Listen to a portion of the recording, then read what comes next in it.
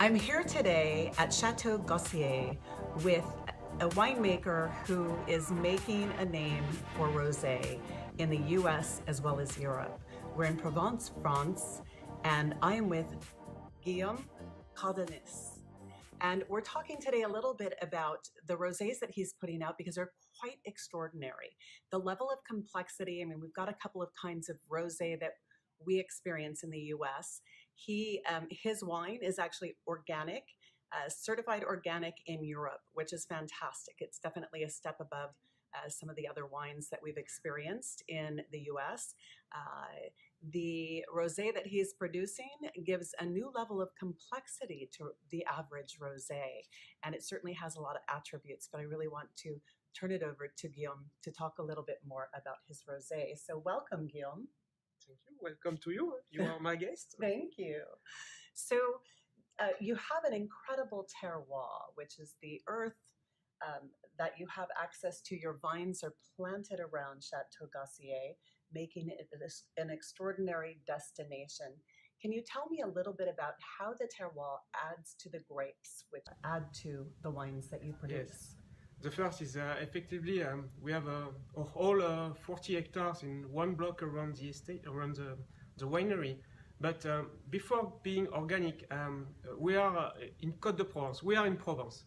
We are in a sunny area and the only area in France and I would say in the world which is the king of rosé. This is the place to have rosé. We wake up rosé, we live rosé, we think rosé. And in Chateau Gassier, we are in Côte-de-Provence, but even more, because we are in one of the 4th cru of Provence. We are in Côte-de-Provence, Sainte-Victoire. We have the mountain Sainte-Victoire in our back. It's just the mountain Sainte-Victoire is just a tiny mountain painted more than 100 times, for example, by a tiny painter called Cézanne, old Cézanne. If you find a drawing of him in your cellar, just send it to me. I know how to take care of it. Don't worry, I know what to do. I love it. But can you tell us just for a moment, because not everybody understands the significance of cru. Cru. Yes. For example, I would take a comparison. Maybe people know the Saint-Émilion Grand Cru and Saint-Émilion Grand Cru Classé. You have Côte-de-Provence and Côte-de-Provence Sainte-Victoire. We call it cru. Sometimes I prefer call it upper appellation. Okay, upper appellation. Yes, because we are just in the top of what we can do of the best terroir of rosé from Provence, from Côte-de-Provence. We have I say like Saint-Émilion Grand Cru, Grand Cru Classé, or Côte-du-Rhône Village, Chablis Grand Cru. We have specific rules, specific soil identification of the vineyard, with, as I said, the mountain in our back, another mountain in front of us, yes. A really different climate. For example, in just one tiny valley, we have a lot of difference between all our neighborhood in Provence and even from the coast sea, even in Marseille. We can have 10 degrees of difference about the temperature. And it's really different. The terroir, and when I talk terroir, I talk, of course, the soil, the climate, the vineyard, but also the people who are working here. As I said, we think rosé. The fact is we have the experience, we know how to do rosé, and everything together make the specificity of Sainte-Victoire. And we are producing and making not only rosé, but gastronomic rosé wine. Let's talk about that for a moment, because it was a fascinating aspect to hear of the rosé, and I think that people have experienced maybe more of the monosyllable, the less complex rosés that don't stand up to food as well. And this rosé that you're creating, there's at least 2 of your rosés that are extraordinary when it comes to pairing with food. Yes, the fact is, of course, you have always a lot of rosé, that the easy rosé ones that you can drink just to have fun, to party, simple. Our terroir help us to bring more complexity, to have a really full body rosé with a specific minerality, a great scale tone, a lot of structure. So we are producing 2 rosé, and at this level we are not talking about rosé, we are more talking about gastronomic wines. And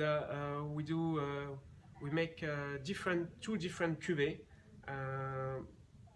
that you can easily match with really elegant and nicey and fancy food. Also, like the first one, Pas-du-Moine, with scallops, and the 946, for example, with lobster. They are very good match. Can you show us the Pas-du-Moine? Pas-du-Moine. Pas-du-Moine. So, le Pas-du-Moine. Perfect. So, le Pas-du-Moine, just to explain maybe the name, we are in Sainte-Victoire. We have a cross at the top of the mountain Sainte-Victoire, and to arrive to this cross, we take a pass, and this is Pas-du-Moine, pass of the monk. And when we arrive at the end of this pass, we have a big cross of 12 meter size, sorry.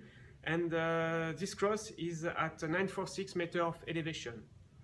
So the 2 name of our cuvée. I love that. So the path of the monk, and the monks actually traveled up this path at one time, right, to the cross. Yes. And then 946 meters, hence the name 946. So I absolutely love that. Everything and everyone to do is to have a really strong link with our area, with our terroir.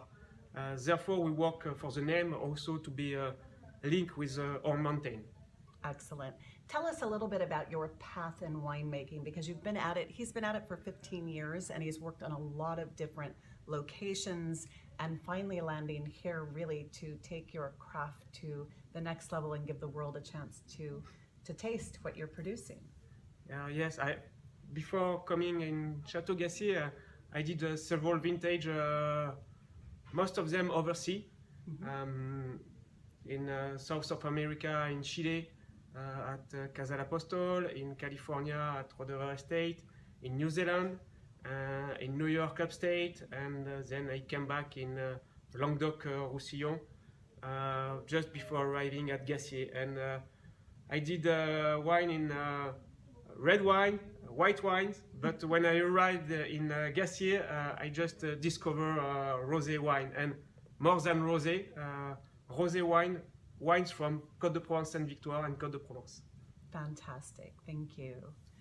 So this is a destination in Provence. It's a warmer area than you'll find in maybe a Bordeaux or Beaujolais, but the extraordinary aspects of Chateau Gassier is they really want you to embrace not only the wine, but also paired with food. And so they offer some opportunities to have picnic baskets, to watch the Simena, to really experience the wines here, learn more about the terroir, and certainly meet somebody wonderful like Guillaume. Thank you so much for joining us today. Thank you to you. That's a wrap. Thanks so much. The frame is too big, see? So if you can slide in a little, I promise not to bite. I don't bite until after 8. I do. So you do? We could be in trouble here. Okay. Champagne Gassier, we're gonna have to say your name one more time. Guillaume. Guillaume. I wanna make sure it's right. Guillaume. Last name? Cordonis. Cordonis. Yes. Oh, perfect. Okay, let's see if I can do that in real life. And we are in Provence. We are in Provence. We're in Provence, okay. Not in Puy-Louviers. You don't have to say that. It's too hard to say. Okay. With Guillaume, I'm gonna wreck your last name. Guillaume Cordonis.